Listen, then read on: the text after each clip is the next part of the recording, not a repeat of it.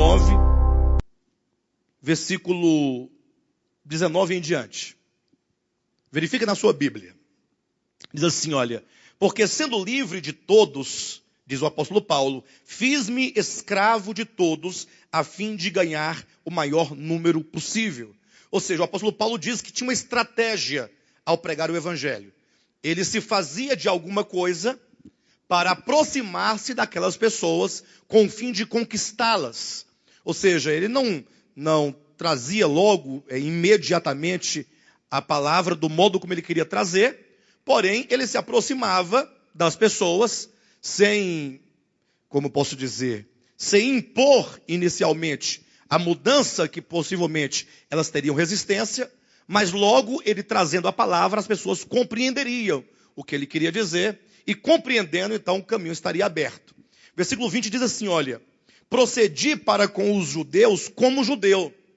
Ou seja, ao se aproximar de um judeu, ele procedia como procede um judeu. E ele diz a razão: a fim de ganhar os judeus. Em seguida ele fala: procedi para com os que vivem sob o regime da lei, como se eu mesmo assim vivesse, para ganhar os que vivem debaixo da lei, embora não esteja eu debaixo da lei. Então observa o que ele está dizendo. Ele se aproximava, ou ele procedia para com os que viviam debaixo da lei. Não havia aqueles que viviam sob a lei, debaixo da lei de Moisés? Então ele se aproximava como se ele também assim vivesse. Como se vivesse. Ele não está afirmando que vivia, como se vivesse, para ganhar os que vivem debaixo da lei. Ele diz, embora não esteja eu debaixo da... Então é muito claro, Paulo não vivia debaixo da lei, porque ele tinha plena consciência de que a lei, na forma de mandamentos, havia sido abolida, conforme ele diz em Efésios capítulo 2, versículo 15. Ora, olha o 21. Aos sem lei, note que no versículo 20, ele procedeu para com aqueles que viviam debaixo da lei. No 21 tem uma outra categoria chamada os sem lei. Aos sem lei, como se eu mesmo fosse, não estando sem lei para com Deus, mas debaixo da lei de Cristo.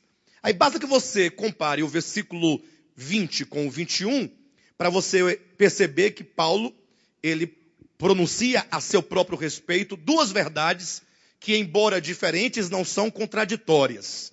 Ele diz no 20 que ele não vivia debaixo da lei.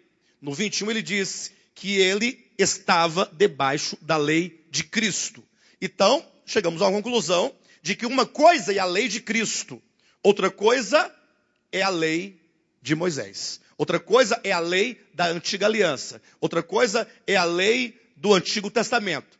Então logo alguém vai perguntar, e qual que é a diferença entre a lei antiga e a lei nova? Ora, está na sua natureza. Se os irmãos lerem Mateus, o Evangelho de Mateus, sobretudo os capítulos 5, 6, 7, 5, 6 e 7, esses três capítulos, os irmãos vão perceber claramente como que o Senhor tomou a lei antiga e, por um lado, ele alterou alguns mandamentos, e eu falo literalmente, ele alterou, ele mudou alguns mandamentos para consertá-los do ponto de vista do amor, do ponto de vista da misericórdia e da bondade, levando em consideração, e aqui é bom explicar isso, não que Deus outrora tivesse dado algum mandamento que ferisse o seu amor ou a sua justiça, mas é porque a nação de Israel, no Antigo Testamento, enquanto povo, enquanto nação, enquanto país, eles tinham ali a lei de Deus, tanto quanto uma lei espiritual, como também uma lei civil, uma lei para guardar as pessoas, para guardar o direito das pessoas. Então, por exemplo, quando lá na lei de Moisés diz assim, olha, olho por olho, dente por dente, logo a pessoa que ouve, sem a devida atenção ao contexto, vai pensar o quê? Que Deus estaria ensinando o quê? A vingança. Ó, olho por olho. Ou seja, alguém furou o olho do teu filho, vai lá e fura o olho do dele, e está pago, está tudo bem. Como se Deus incentivasse a vingança. Mas é exatamente o contrário. Quando diz olho por olho, é como que Deus dissesse, se alguém ferir o olho do seu filho, dentro de uma justiça humana, dos padrões humanos de uma conduta meramente humana, nunca ultrapasse a justiça daquilo que foi feito. Se foi furado um olho, então deve-se pagar com um olho e não com os dois olhos.